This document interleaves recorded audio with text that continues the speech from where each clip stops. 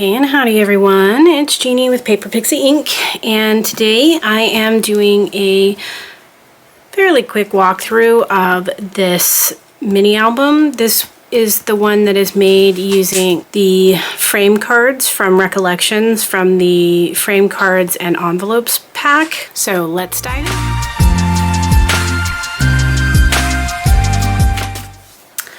Alright, so this album measures 5 inches by 6 inches and it is made using these frame note cards. They're A2 size from Recollections. You can buy them in a pack. There's 10 in a pack and it comes with matching envelopes. You can get them in white, craft, and cream or ivory. I can't remember what it's called. These were the cream ones, and I used white cardstock from Recollections to go with them. The white cardstock from Recollections isn't like a pure snow white. It's a little on the creamier side. So I think they went together pretty well. They're not quite a match, but they're pretty darn close. So I used the Die Cuts with a View Once Upon a Time stack. It's a 48-page paper pad. I used some of the papers for my previous album, and then I used some more for this one. I still have tons left. So if you're ever wondering if you can use the 12 by 12 paper pads, if you can get a good sale on them, especially, they're very much worth it because you can get quite a few projects out of one paper pad. So I left the front of my cover very simple because I had this cute little fairy, and she has like, I don't know if you can really see, but kind of iridescent glitter wings. And I wanted to just kind of leave that alone. So I just took one of the words that I made using Canva. I just used Canva to try and match the colors, and then a couple of the flowers that I made.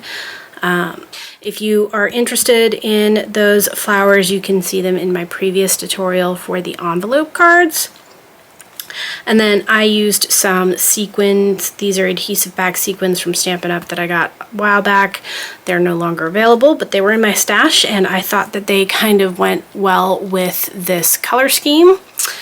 And then my spine, I left plain. The spine is 2 3/4 of an inch wide, and I just left it plain with another one of the words from my Canva creations. So this one just says memories.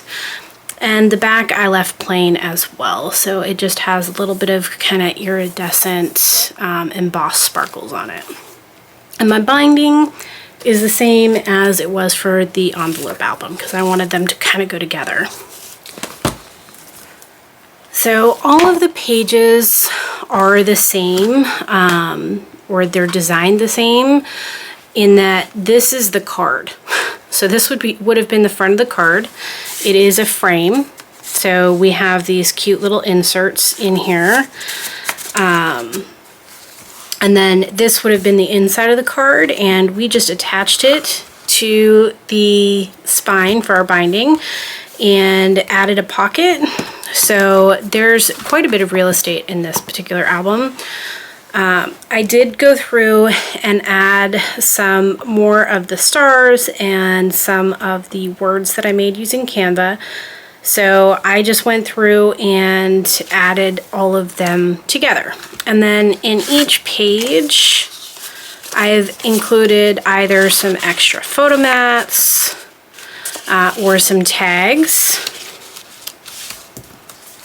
And they're all the same. So all of them have these inserts, and then all of them have the pocket and whatever else that may have been added. So pretty simple and basic album. They come together pretty quickly, especially if you like pre-cut everything and then assemble it all, because all of these pages are all the same size, and you don't have to create the pages or these little frame pockets because the cards do that for you. So it makes it very, very, very easy to make this album. So if you do make the flowers, they take a little bit of time and effort, not long, but they, you know, they are handmade, so they take a little bit of, you have to punch the paper and, you know, manipulate the petals and glue them together and whatnot. So that can add a little bit of time. Creating these tags also takes a little bit of time just because you have to get, you know, proper sized pieces, and then I used We Are Memory Keepers punches on these to create them. And then I cut out the reinforcement punch pieces, cut all the ribbon, tie all the ribbon. So you can spend extra time doing this album if you're adding all kinds of finishing touches like that. My flowers I had made for the previous album, didn't use them all, so that worked out well.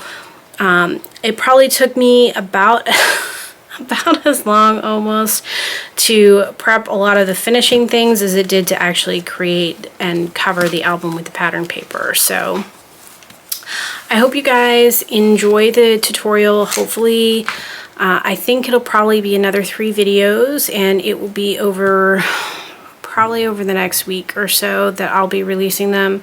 It just depends on how quickly I can get them edited and posted. Unfortunately, I'm not super quick at that. So